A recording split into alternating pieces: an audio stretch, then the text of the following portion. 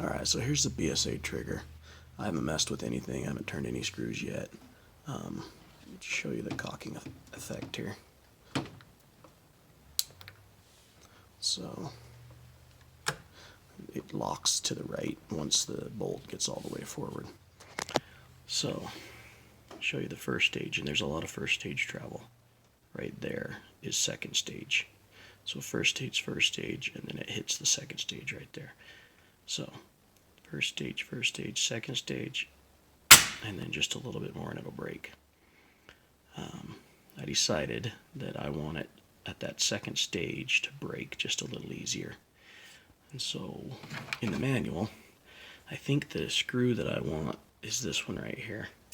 In the manual it says it labels that number 1. It says trigger pull. It says this screw adjusts the weight of the second stage trigger pull. To increase the weight of pull, turn the screw clockwise and anti-clockwise to reduce the weight of pull. I think that's the screw I want.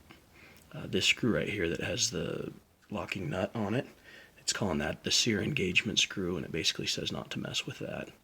There is a screw inside here that you can only see it from a certain angle. It's a really tiny little Allen, and that is 3. It says that that's the first stage trigger adjustment, that it's factory preset and must not be adjusted. And then finally 4 and 5. 4 allows the trigger to slide back and forth on this rail, and 5 allows the finger pad, I guess you'd call it, the actual trigger that your finger sets on, to swivel, to pivot.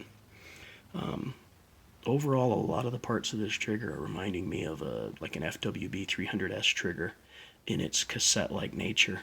The thick steel plates on both sides, and then the C-clips, or an E-clip I guess they're called here, and there's some in here that are kind of a little bit tougher to see.